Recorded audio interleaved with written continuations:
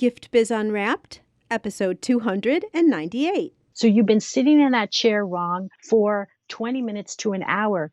That is a short duration thing that can become a trauma disorder.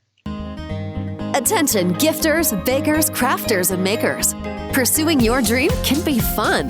Whether you have an established business or are looking to start one now, you are in the right place. This is Gift Biz Unwrapped, helping you turn your skill into a flourishing business. Join us for an episode packed full of invaluable guidance, resources, and the support you need to grow your gift biz. Here is your host, Gift Biz gal, Sue Monheit. Hi there, it's Sue, and thanks for spending time with me on the last podcast of 2020. Woohoo! Let's close those books on this one and move into a fresh start for 2021. I know this new year will bring much needed change and restoration in our lives. Cheers to that! Michael and I usually go to a friend's house with a bunch of people from our running club on New Year's. We've been doing this for, probably almost 20 years at this point. But not this year. At these parties, we're usually so busy talking, drinking, eating, and playing games. We rarely see much of the New Year's specials, which kind of disappoints me, to be quite honest. Like the ball dropping in Times Square and the anticipation of the countdown. So I'm actually looking forward to being able to watch it at home this New Year's Eve. Just a different change of plans for this year only. I bet your plans are a little bit different this year too. You know what? That's okay. Let's embrace this, make it special and festive even with its limitations. You know, it's all about how you think about it. Let's move on to today and the show we have, shall we? I always take these shows of Christmas and New Year's week and try to do something a little bit different.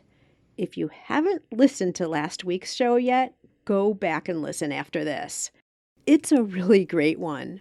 A crafter holiday Christmas story read by Heidi Swain, a Simon & Schuster best-selling author herself. For the kickoff of 2021, I want to ease back into business, but keep the comfort of the holidays. What better way to do that and set the stage for a fabulous 2021 than by getting your workspace and the way you move within that space to be comfortable and healthy for your body? Is your chair set at the right height? What about your keyboard positioning? And if you're standing up for a good portion of the day, maybe decorating cupcakes or cutting and staining wood, are you standing properly? Now, you may be like, Sue, this really isn't that important. Well, respectfully, I have to differ. You'll understand this too after listening to what Dr. Joella has to say.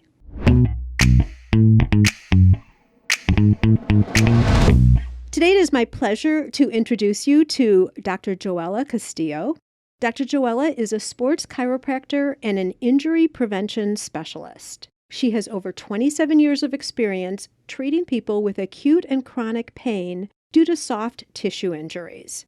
She's trained and evaluated hundreds, if not thousands of people in different industries to create environments that fit them and keep them injury-free.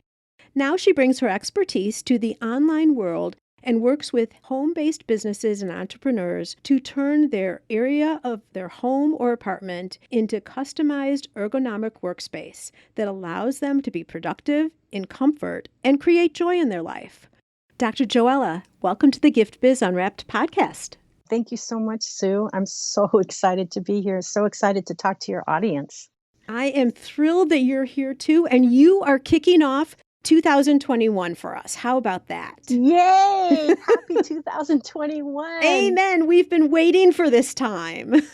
I believe in this moment, but yes, I totally believe in going forward positively. Absolutely. Agreed. For some reason, that turn of the calendar mentally does something for us. It's like a new slate, even though they're just more days, but it feels like just a brand new slate. And I'm going with that. Sounds really good. Sounds exciting. We're all ready for it. Absolutely. So to kick it off, let's do what has become a tradition here on the show, and that is to have you describe yourself through a motivational candle. So if you were to share with us by color and also like a quote, what would your motivational candle look like?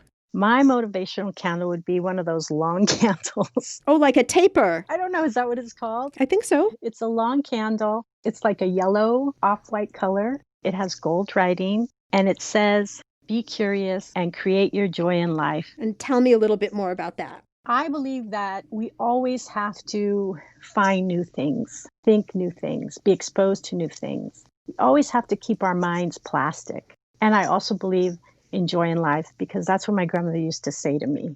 I was one of the few people who really dreamed about creating something, and I didn't even think of it as a dream at the time. The minute I told my grandmother I was going to be a doctor, I was in high school. She used to call me the doctor. That was it. And here comes the doctor, here comes the doctor. And she always used to try to encourage me to be joyous, to share my joy, because there were a lot of things that happened in my life. And she always wanted to point out the goodness, the joy. And so it's so important to me. And I think everybody has that beautiful light inside that needs to come out. Absolutely. Create your joy in life. Yeah, you have to find what it is that makes you joyful too. Exactly. And I'd say it changes over time as well. Yes. What brought you joy at one point in your life maybe need something else that brings you additional joy or different joy at another point in your life. That's why it says be curious and continue to create your joy in life, because you have to go with that and still continue that way, because I hate boredom. Boredom is not a part of my life. I can taste boredom, and I haven't tasted it in a long time, let me tell you. But that's how sensitive I am to it. So I believe in just pursuing what my heart tells me. Of course, for the hobbies, but also when you do your real work, I think it can be quite joyous. Well, you hope that it will be, right? Like you hear about these stories of people who have been working for somebody else, let's say, and all they're doing is watching the clock, like 3 more hours, and then I finally get to go home. And that's so sad because think of all this time in their life that they are not getting pleasure out of the hours that they're living. It's heartbreaking. It's very heartbreaking. And that's why I say it's not my motto. I find jobs, even if there are jobs that are for something else, it has to be a job that has something for me. Like I used to work as a waitress because I put myself through school. And I walked into this restaurant and there was water everywhere. And I'm like, I'm going to work here because I never looked at the clock. I had the ocean everywhere. It was beautiful.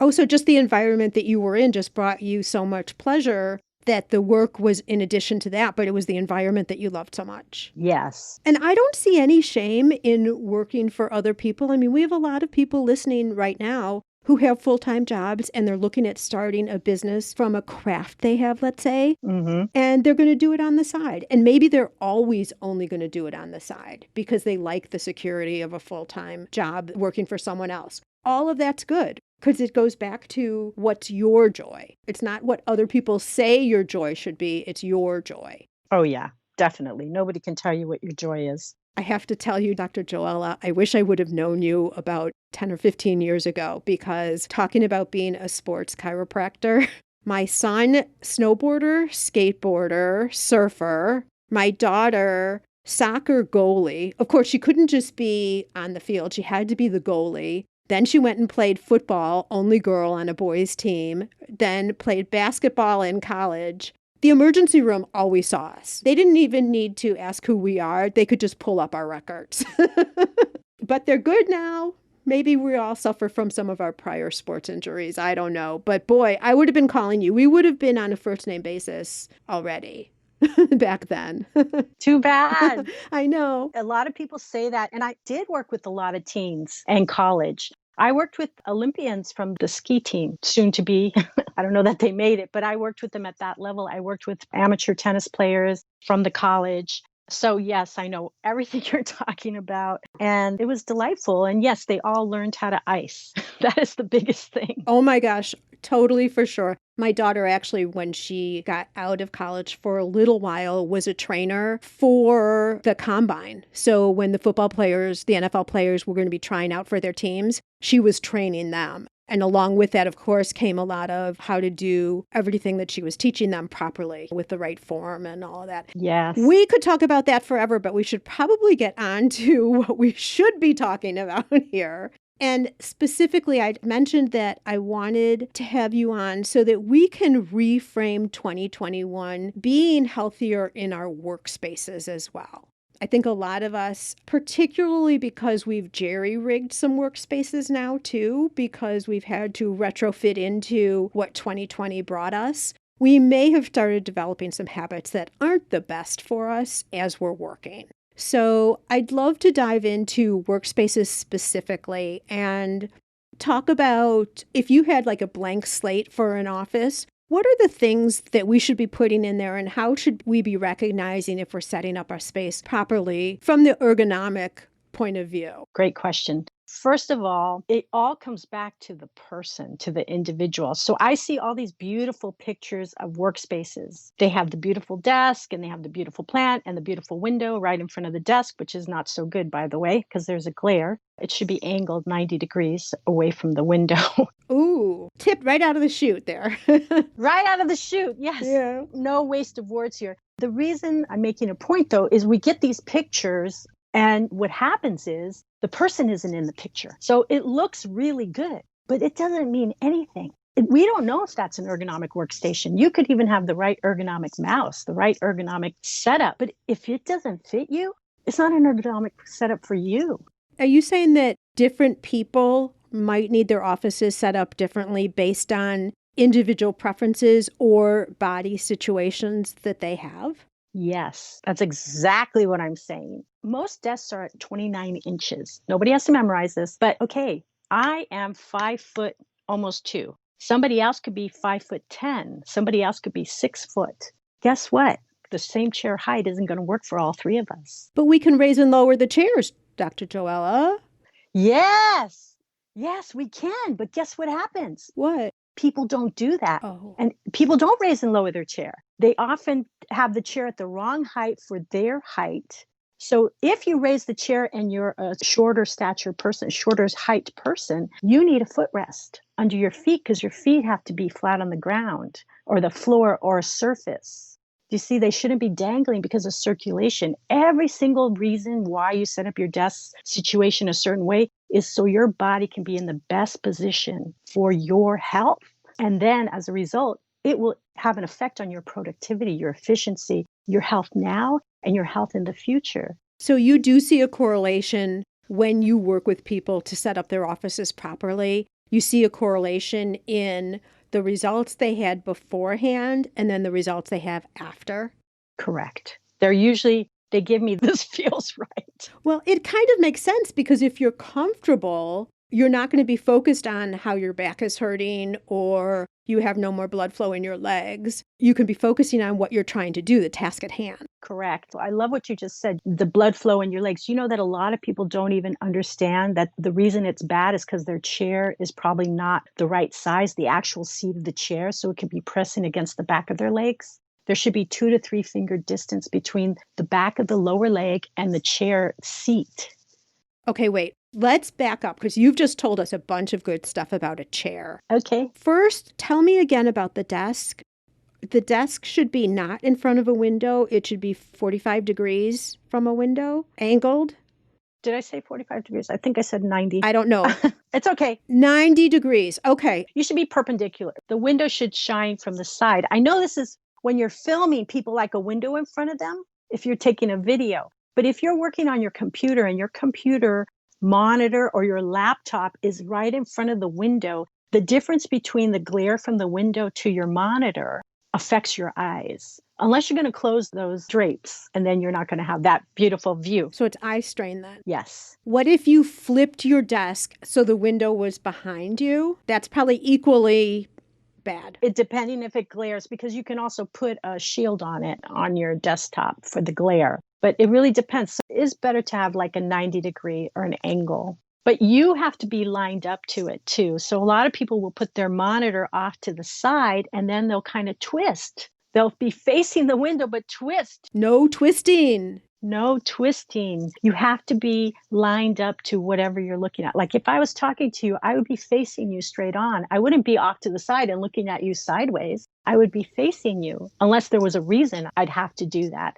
The reason twisting affects the lower back, twisting affects your neck, Twisting can affect how your wrist is positioned. Do you see? No twisting. No twisting. Okay, so we're setting up the perfect room here. So it's at a 90-degree angle from a window. If you have a window. Some people are in offices that don't even have a window. If you have a window. If you don't have a problem with glare. It's not a problem. I wanted to make that clear that depending on your size, everybody's different. You wouldn't take a dress off the rack without looking at the size and trying it on. Your desk situation is really the same thing.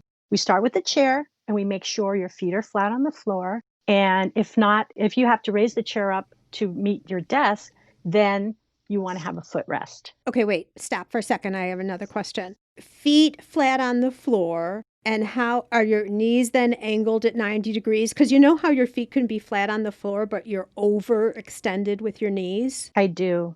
Like if the chair's too small. So I'm thinking it should be, well, you tell me, should it be 90 or less than that? It could be 90 or more. 90 or more. Okay. So, Sue, what I think would be most helpful for your listeners is maybe we cover some highlights of the desk situation. First of all, the chair. And I'm going to give you some specifics, but I can't give you every single thing because there's more to talk about. But it's really important that your feet are flat on the floor when you adjust the chair height. So no matter how tall or short you are, you know that that's the basic principle. Okay, and the next thing is you don't want your knees higher than your tush when you're sitting in any chair, whether it's an office chair, the couch, a dining room chair. Anywhere. Yes, anywhere. What does it do to you when your knees are higher than? It puts all the pressure on the low back. And that's why when people go to get out of that chair, they feel really stiff in their low back because that's where all the pressure went. You want your knees at 90 or just a little below 90. So it's called an open hip angle. You don't want all the pressure there. But I'm just going to add here, this is one of the three things, but I'm going to say it here because it's so important. You're not supposed to sit for long, long periods of time, hours. You're supposed to take breaks. Guilty. I know. You can set your phone. People who study habits of successful people, they all talk about taking breaks. Everybody talks about it. Whether you do it through the Pomodoro technique or you do it like I'm going to recommend, and somebody else says 50 minutes, I say 30 minutes. And when I say take a break, I don't mean that you have to like go away, go for a walk for 2 miles. No, you just have to get up. You have to, maybe walk to the printer or go get a glass of water. You have to move your body. So I say 30 minutes. The ergonomists who've done research on it say every 20 minutes, get up, change positions from sitting to standing, walk for 2 minutes. You can stand for 8 minutes. So you're supposed to have like 16 to 17 transitions a day at least. So circulation is so important. That's what that's about. This isn't just have good posture just to look good. No, it's for the body so that you're flowing, so that you're not putting pressure on anything. So yes, if your tush is lower than your knees, you're putting all the pressure on your low back. Okay, so feet on floor, which means the balls of your feet and the heels of your feet. Flat feet, yes. Flat feet and your knees 90 degrees or greater. Right. Not where they're above, because some people confuse this, not where they're up higher than your tush. They want to be just a little lower, okay? At 90, even with your tush or a little lower. Okay, so these are the guidelines when we have chairs that can go up and down. Yes. These are the guidelines for us with that. Yes. If you don't have that, if you have a couch, and people have a lot of really low couches, that's the beauty of having pillows. You can put a pillow on that couch and that's going to elevate the tush, right? Because if your tush is lower than your knees, when you go to get out of that couch, that's the other thing. Not only are you sitting, putting pressure on your low back on a regular basis, but you're also, when you go to get up, you're really putting pressure on that low back. You don't get to use your legs for that. You're using your back to come out of that. So that's why you want to be at 90 degrees on any chair. That makes so much sense, and especially now because I'm quite sure since we are working at home so much, it's very tempting to just, bring some of your work into the family room while you're watching a show because it's something mindless that you could be doing. And I'm quite sure that most of us aren't following this rule. No, we're not. And that's why there's been a 30 to 40% increase in discomfort and problems since we've been staying home more. Oh, no kidding. Yeah. And they're just starting to do the research on that. I was in a professional webinar on this, and no, they're seeing problems. And the thing is, we're talking about the kind of problems are called cumulative trauma disorders. Cumulative, it happens over time. And these are short things you do. So you've been sitting in that chair wrong for 20 minutes to an hour.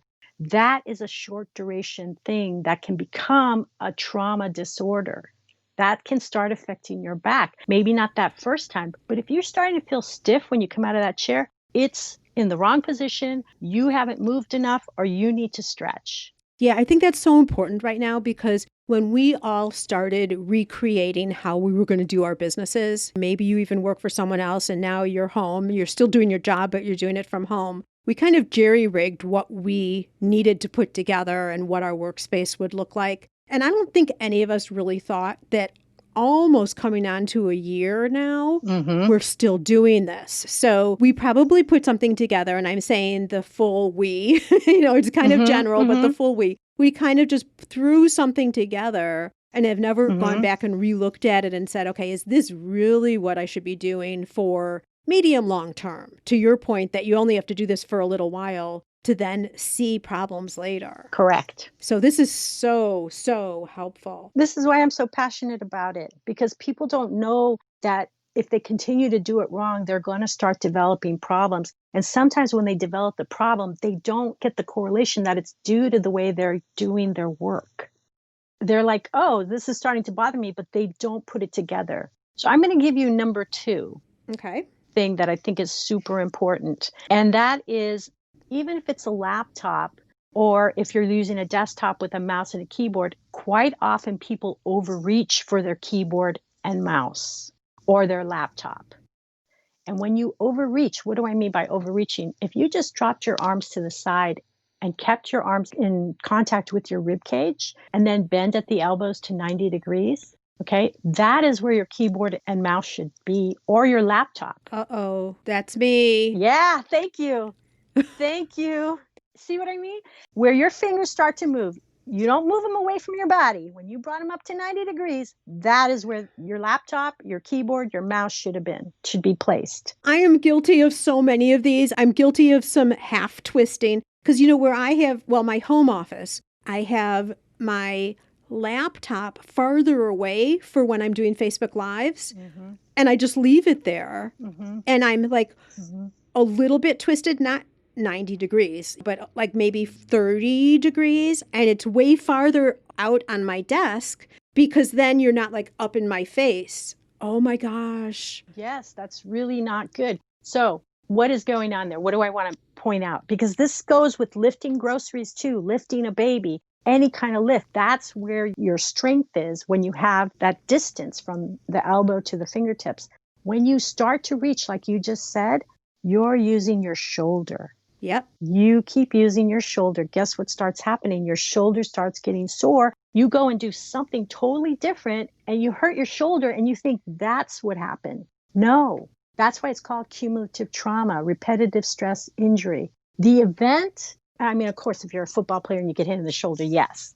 But if you've been doing this behavior, when you're overreaching like that, you're putting your shoulder at risk. Your muscles are getting tighter. A tight muscle injures faster than a relaxed muscle. So now you've got it at risk. You go to lift those groceries or reach in the back of your car or something and you hurt your shoulder and you think that's what did it. No, it's because you already had it in a weak state. Light bulbs are going on for 1 million people right now. I love it. That's my passion. That's what I want.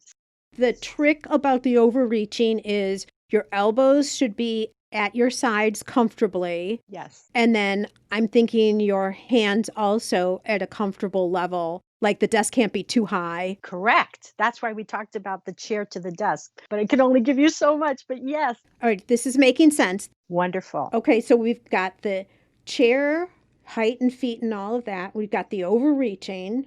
So my third tip, because there are a lot more, but how much time do we have? And I will give you some other tips when it comes to actual work surfaces. And I squeeze that one in. You do have to take breaks. Promise me you'll take breaks. Promise me you'll set a timer. And you can do toe taps at your desk. So that could be part of your break. Toe taps, you elevate the foot towards the shin. and you relax your knees. Okay, this is like the bonus tip that is filtered in. Yeah, this isn't the one I was going to talk about. I tell you, I can't hold back, but It's okay. You can give us all your goodness, Dr. Joella, for the time allotment that we have. Because we're also going to get into specifically for people who like are making products too, because we're just right now on the office part. So I know we can't cover everything. I get that part. I'm curious about number 3. I have no idea what this is going to be. I'm a little nervous though, because I'm already guilty on 1 and 2. But you know what? Now you have the knowledge. Now you have the knowledge. And that's the most beautiful thing, is to become aware, right? To be curious. That's why be curious is so important to me. Number 3 is, and I'm going to refer to the laptop, but it's with the desktop too, is you don't want to be looking down at your monitor, at your screen, at your tablet, at your phone. You don't want to be looking down, dropping your head. So I'm going to give you a little bit more about number 3. So I want you to put your laptop on a stand and have a separate keyboard and mouse for it. Then you can do the 90 degrees and have the distance to your fingertips, right? And where do you want the laptop, the top of it to be? You want it to be about eye level.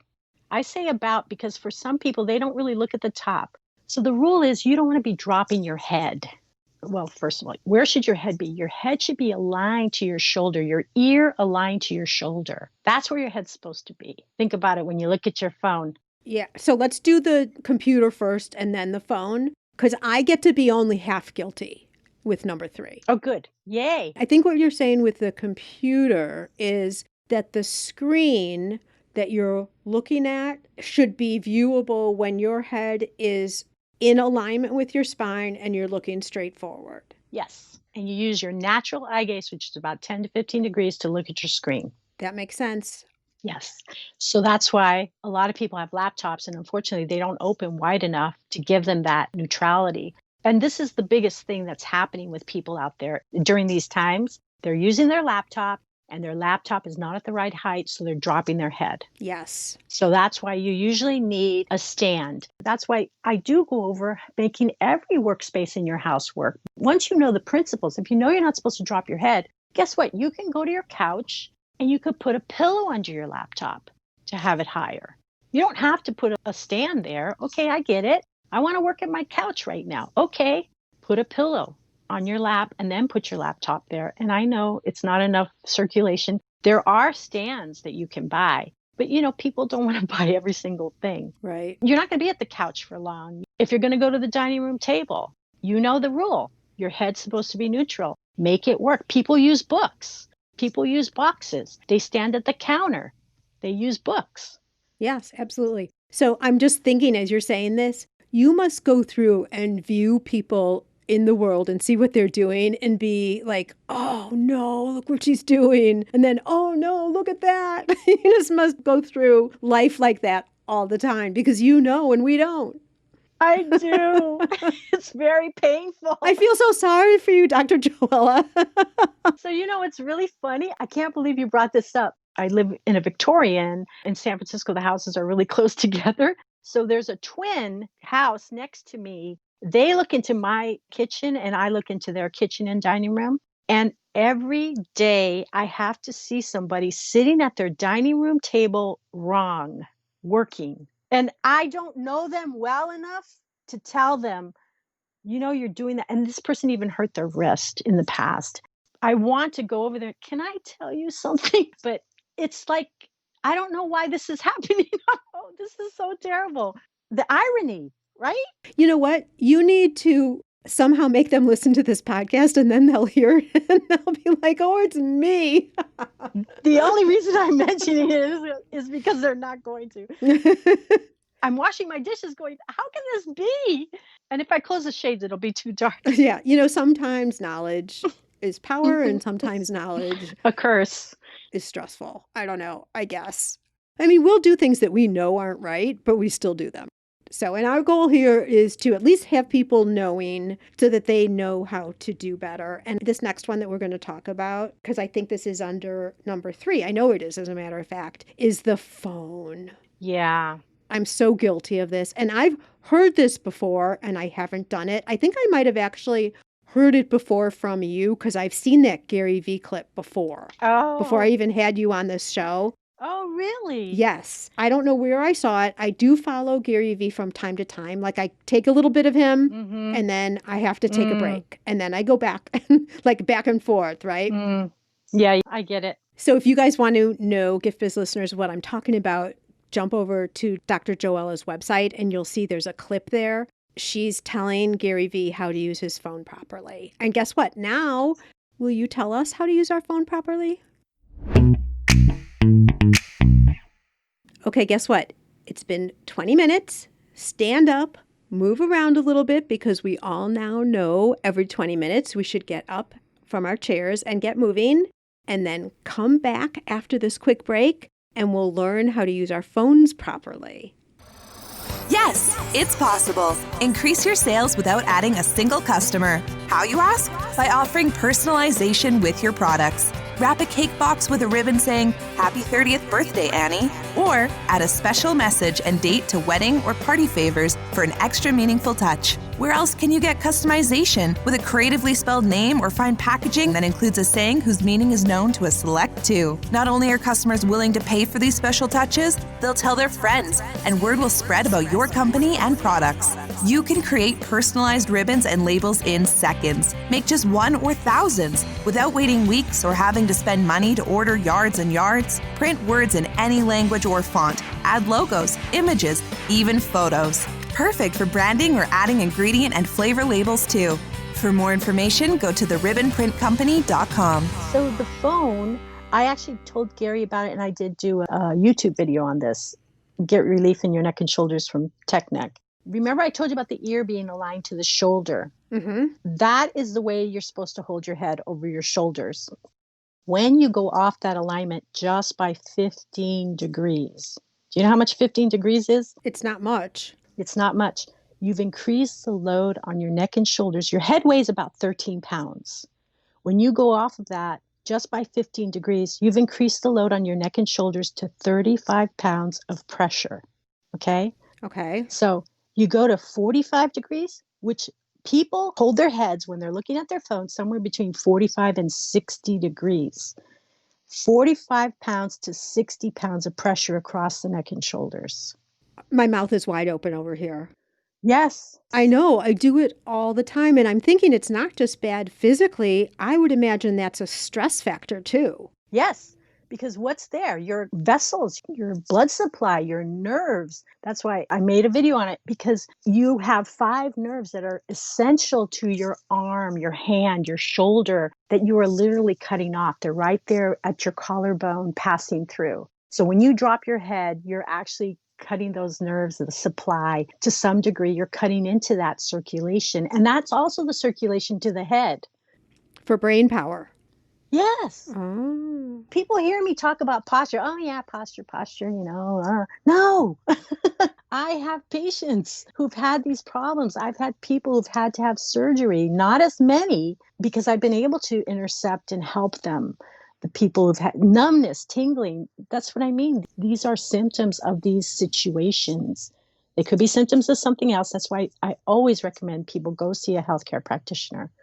Right. But yes, serious consequences. Cumulative trauma disorder is not a little thing. I hear people say it all. Oh, I have some carpal tunnel. I just had some carpal tunnel, like it's a cold. No, that means that they're wearing down their joints. When you wear down your joints, you can't reverse it. You can change how much pressure you put on it. You can limit to where it got to. But right now, we can't reverse it per se, unless you can get stem cell therapy. And you know how much that costs. So why? I have a question for you, and I'm going to ask this first, but then we need to get to, for sure, proper positioning and usage of your phone. Okay. But before we do that, do you see people that you are training that over time it becomes second nature to them instead of always having to think about it? They just reposition. At first, consciously, you have to think about it all the time. I know I'm going to with the phone. After we're done with this interview, I'm going to be better. But then it'll get to be something that just I don't even think about, and I'll do it properly. Yes, if you have that mindset. If you work at it, you consciously work at it. Yes, I love the book Atomic Habits. Okay. But it broke my heart reading it. I don't know, it's by James Clear. he's talking about how we create our habits, and he's trying to show people how to create new habits. And I'm reading this book going, this is cumulative trauma disorder. This is how we create our bad habits. We make it so easy for ourselves. Like, it's very easy for you to sit at your desk and reach for that laptop. Now you have to change it and make it easy for you to do it properly. Right. But once we position our laptop in the correct manner and leave it that way, or after we take it, when we come back, it's all set up properly, we don't have to think about that anymore.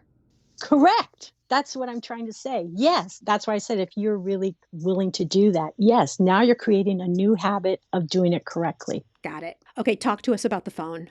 Did I totally answer your question, though? I think I kind of went off. Nope, you did, because what I wanted to know is it doesn't always have to be hard. If we do some of this self-correction, at some point it will start to become a habit that we don't need to always be thinking about. It'll be so smooth, just like right now, all our bad habits are so smooth. Yes. And I love what you just said, because didn't I just make it easy for you to know where your keyboard and mouse should be? Yep. Mm-hmm.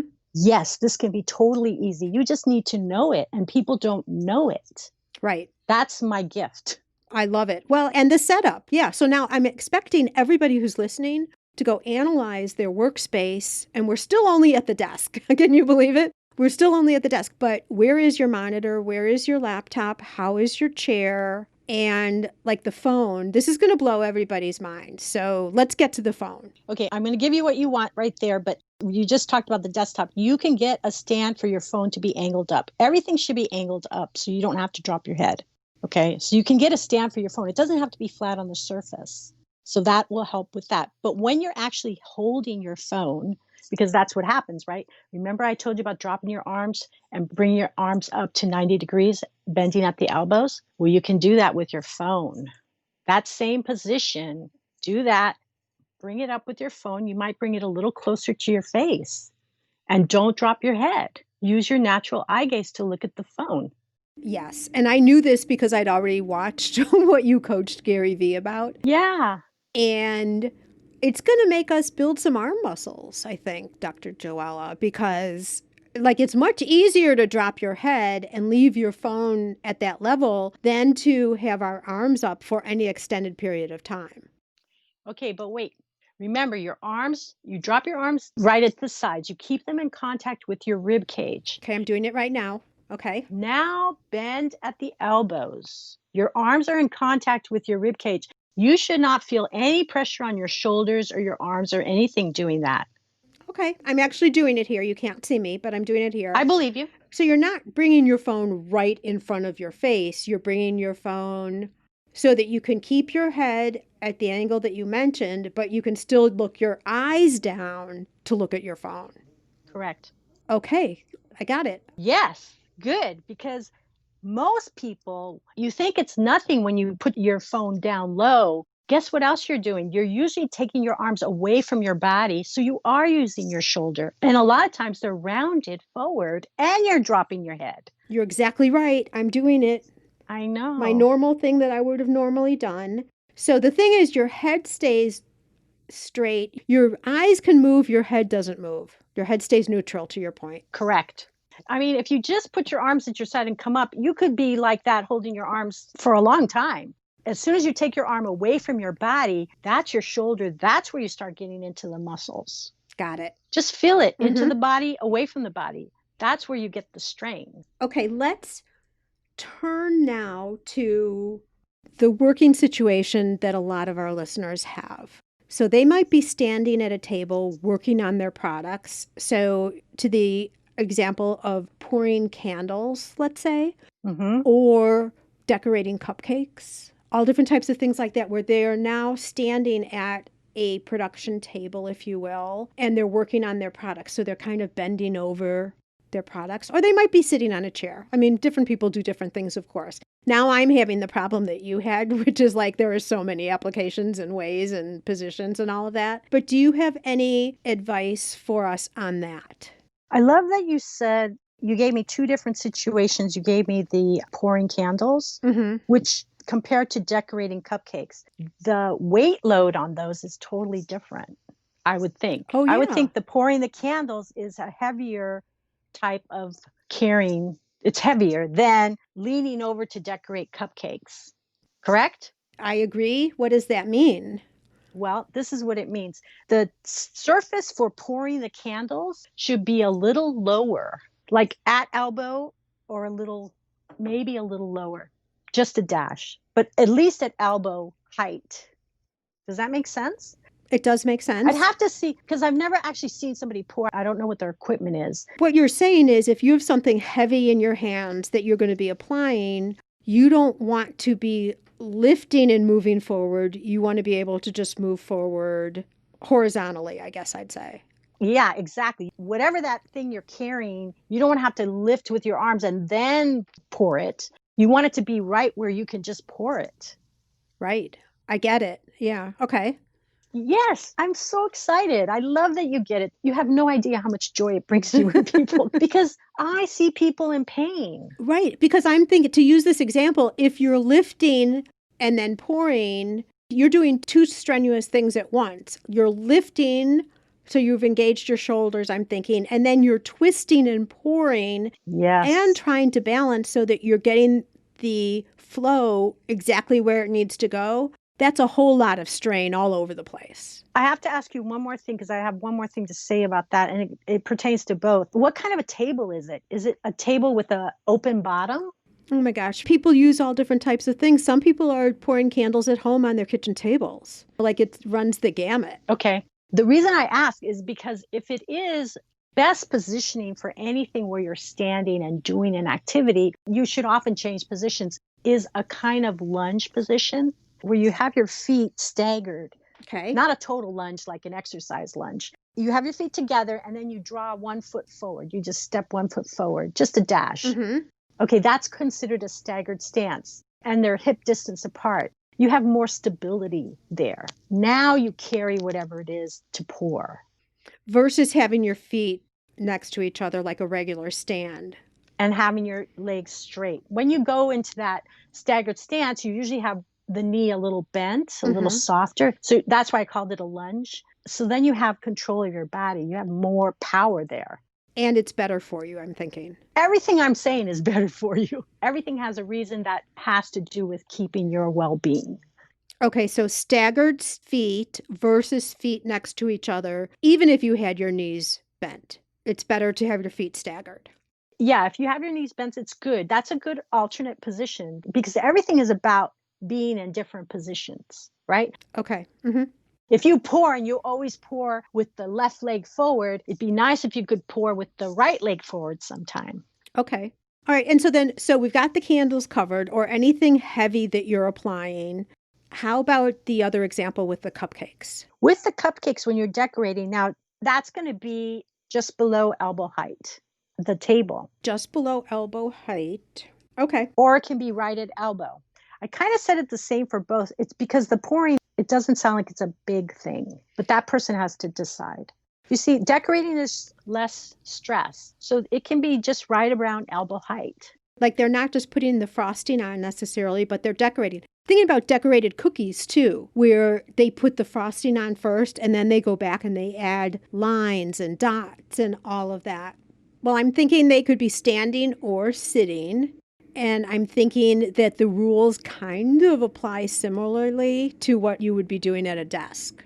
Yes. However, I'm going to tell you, most people, if we have people working for us, let's say, we probably have stools. And those stools like go under the table when we're not using them. And then we pull them out. We have employees or ourselves either standing or sitting on backless, armless, the round stools. And probably our feet aren't touching the ground. Our feet are on that little bar. Yeah, the ring.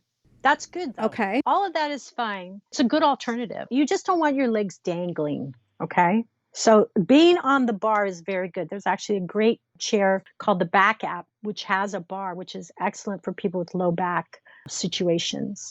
Okay. And it's a stool. Again, the biggest thing is you don't want to have the table. Like if they're sitting and they have to like raise their arms up to do the decorating, do you see that's shoulders? So that's where they have to be conscious. Now, sometimes you have to do that. You can do your own self-care. Again, you have to check with your doctor. But self-care, you could do your own icing, heating, and light massage. If you're feeling the result of however you've been doing your work, you mean? Yes. Okay. If you know you're raising your shoulders up, you should do self-care, because some people think it's just a little tightness. Tight muscle injures faster than a loose muscle. Tightness wears down the joint. I get rid of all my tightness. I do self-care every day. People go, oh, they see me with the ice. Oh, did you hurt yourself? No, I'm being preventative. I'm keeping my body young. I'm keeping my joints young and healthy. So where are you icing? Well, I'm a chiropractor too. I still do see patients. So usually I see my forearms. Okay. Your forearms are where your muscles are for your hands. You do have some muscles in the hand, but most of the muscles are in your forearms. I didn't know that until this year. So people who are listening, a lot of people already know. On January 1st, 2020, I broke my wrist. Really bad, like total separation. And so I had to do the surgery. I'm really good right now, but I'm just now getting to the point where I'm able to do some weightlifting and go back and spin again. When you stand and your hands are on your bike. When I started doing weights and like 2-pound weights, you guys, nothing big, my forearms hurt so much. And you never think about that. Like you always want the biceps and all of that. You never think of your forearms. But just recently, I've been able to start doing that. And I'm like, man, like who knew? No idea at all. So that makes sense. And so what you're doing in terms of working with patients, I think a lot of our listeners who are making things in bulk and doing repetitive motions would have similar situations. So you're icing your forearms, and I guess anywhere where you're feeling tightness or strain, that self-care is going to prevent a further injury. Like we were talking about at the beginning, it's not that twist or turn or motion or accident that you have that was the problem. It's that you've set yourself up for that situation all the way along, and self-care will prevent that, or at least put you in a situation where it would be less dramatic, potentially. Unless you fall on ice like I did. So that's a whole different story. I was going to ask you, how did you do it? You fell on ice, yes. Yeah, I came into the office like a crazy person on the first day of the year last year. But you know what the funniest part about all of that, because I always look on the positive, is at that time I thought, all right, you know what? That's okay. Now I've gotten the worst thing that's going to happen this year off the table. Well, little did we know what 2020 really had in store for us, right? So my kids say, Mom, you broke the whole year. When you broke your wrist, you broke the whole year. Oh, wow. So interesting. But you made the best of it. And I totally agree with that. Got lemons, make lemonade. And you learned more about your body. Yeah, unfortunately, I also learned that I'm a big baby.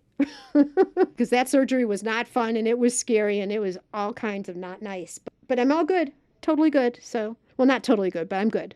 No complaints. I'm a big baby too. I don't know. I'm terrified of all that stuff. I haven't had to have it. I have had a broken leg. I've been hit by a car, but a few times. Ooh. That doesn't count.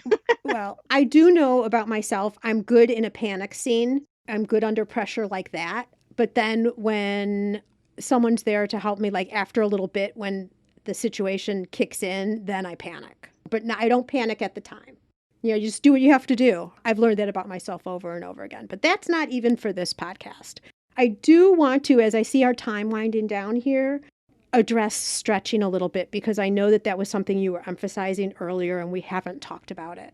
That sounds good. I want you to know that I do ice my neck and shoulders too, because they get used a lot. Okay, so forearms, neck, and shoulders. Okay. Stretching. My passion is shoulder rolls. And I just told you, your nerves come out of the lower neck there. You have major vessels there. When you have tight muscles in that area of your neck and shoulders, you can compress a muscle that has to do with breathing, to be able to breathe well. There's a lot of important stuff there. So I'm really into shoulder rolls. And you drop your arms to the sides and you draw your shoulders straight up towards your ears. And you take a breath in as you're doing that. And it's exaggerated. And so then as you let the breath out, you go straight back as though you could really go straight. You can't, but go straight back, let the breath out, and then go straight down. So up, up, up. Okay, go through that one more time. So up, up, up. Breathe in deep. Breathe in deep. As you let the breath out, go back, back, back, like you're going towards the back wall. Breath is out, and then down, down, down. Breath is out. Oh, I got it. Yeah. Oh, I love your sounds. Your sounds mean and you're getting it. I'm doing it over here.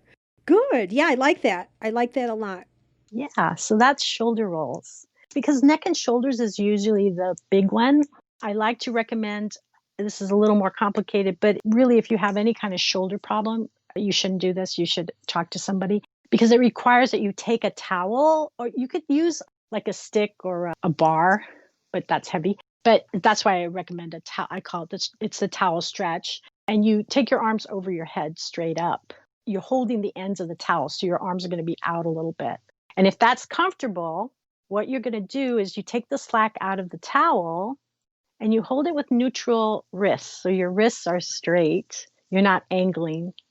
And then you take your breath in with the towel over your head, right over your head. So I recommend people do this in front of a mirror. And you take a breath in the nose. And then as you let the breath out, you start to draw the towel back towards the back wall. And wherever you feel like it's starting to get tight, that's where you rest. And that opens up your shoulders. Without arching your back, right? Without arching, yeah. I usually say, I'm sorry, I left it out. I usually say relaxed knees. You're standing when you're doing this with relaxed knees. The lower body is neutral. The only thing that's moving are your arms. You're not trying to move the upper body at all, just the arms.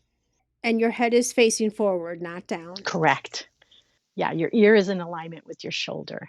And then you do that like 3 times at a time.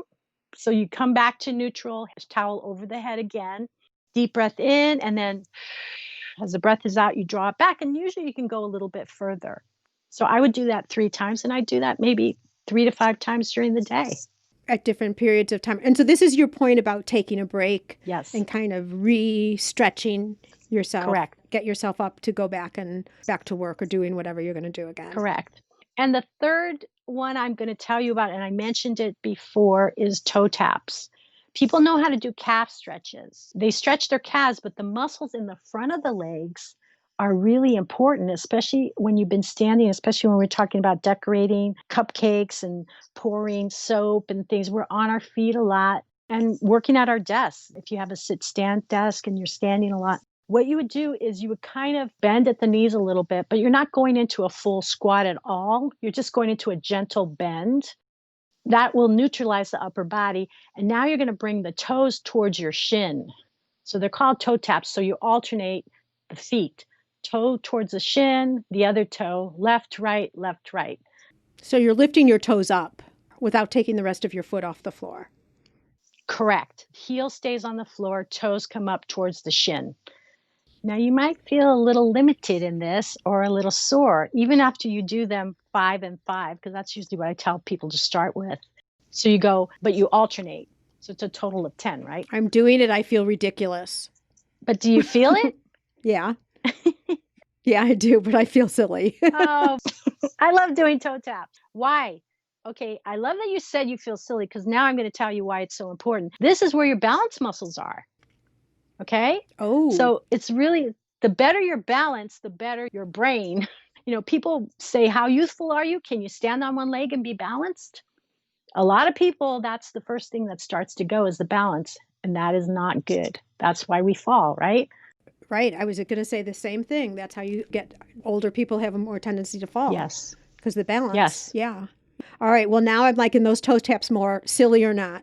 That's why I tell you why, because it's nothing I say is for no reason and no good reason. There's a good reason for all of it, and it's your proprioceptive system.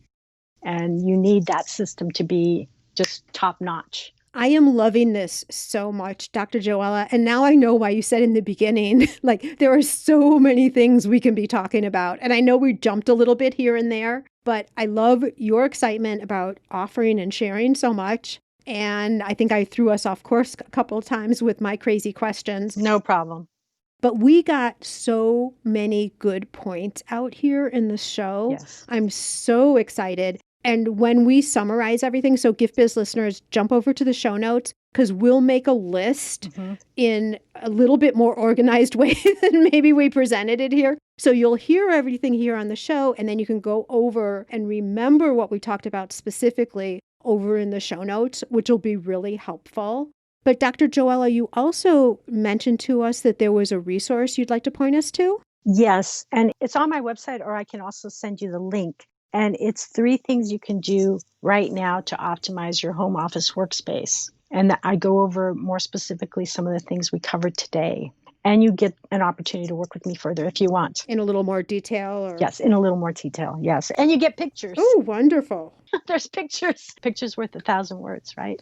Are these pictures of you looking silly? I don't know. I don't know. It's, beauty is in the eye of the beholder. You might think I look silly, which is fine. No, I'm saying I'm feeling silly. And so I need to go over and probably make sure I'm doing it right too. I don't know. But no, I totally get this. I love, love, love everything we've talked about. And I think if everybody really just takes this to heart, and gosh, even if you do just 1 or 2 things that we've talked about here, and then come back and once those become routine for you, you add on later.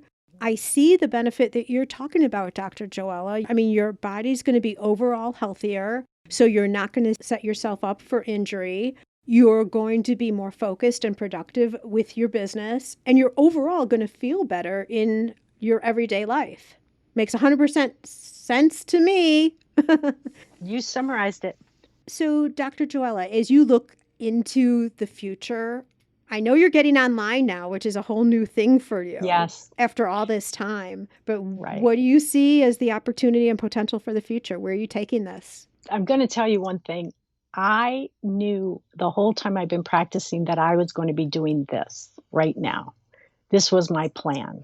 And I didn't know that it was going to be online. Wasn't what it is now. I don't know if I said that right, but I knew this is what I wanted to do. So where do I see myself? I see myself giving this message to millions of people. My dream is that everybody does shoulder rolls all over the world. I want to be known for shoulder rolls because I think it's so essential, because it really covers that movement that we are doing things where we're really hurting ourselves by dropping our heads, hurting our brains, it's hurting our bodies. So that's what I see myself as a speaker. I see myself as an author. I see myself talking all over the world or being known. So maybe it'll be on Alexa. I don't know. But I see myself being an authority and maybe having a hand in designing new furniture because couches are too low. Countertops are not the right height for certain people. Maybe people will get into customization more and be so aware that they have to make things fit them. Like the workspace should fit them, not them to the workspace. That is my big dream, is to share this information. I don't believe that me having the knowledge is anything if I can't impart it to people so they don't have pain. This is preventable pain, that these situations are being created where they're causing pain, and it's preventable by just simple changes. Right. Well, you have the knowledge and you've been sharing it to the extent that you can in the past with your one-on-one clients, and you've worked with so many over the years. And now with what presents itself as a huge opportunity going online, now you'll be able to share it with millions. And we all need to know about it. I am so appreciative that you've come on the show so you could share it with our listeners here today too. I'm so grateful to be able to share it with your listeners. Truly, it gives me joy. It truly gives me joy. So thank you so much, Sue. Take care, Dr. Joella. Take good care. Bye, everybody. Now I understand why my watch keeps telling me to get up and walk around. And the whole thing about dropping my head when I'm on my phone honestly has me a little freaked out, because I spend hours in that position. So I've already started changing my ways. I mean, I had the advantage of hearing this a few weeks before you did. And I have to tell you, implementing these new positions isn't really that hard at all. You just have to consciously make the change, and soon it becomes natural.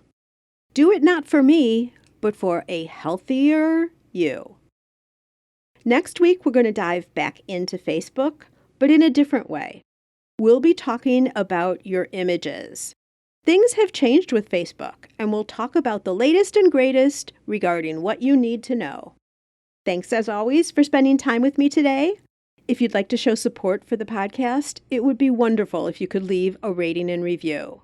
That means the world to me, and what it does is it helps get the show seen by more makers. So it's a great way to pay it forward.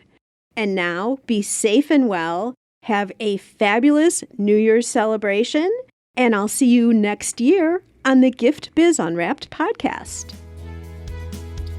I want to make sure you're familiar with my free Facebook group called Gift Biz Breeze. It's a place where we all gather and are a community to support each other. I've got a really fun post in there that's my favorite of the week, I have to say, where I invite all of you to share what you're doing, to show pictures of your product, to show what you're working on for the week, to get reaction from other people, and just for fun, because we all get to see the wonderful products that everybody in the community is making. My favorite post every single week, without doubt. Wait, what? Aren't you part of the group already? If not, make sure to jump over to Facebook and search for the group Gift Biz Breeze. Don't delay. Come join us in Gift Biz Breeze today.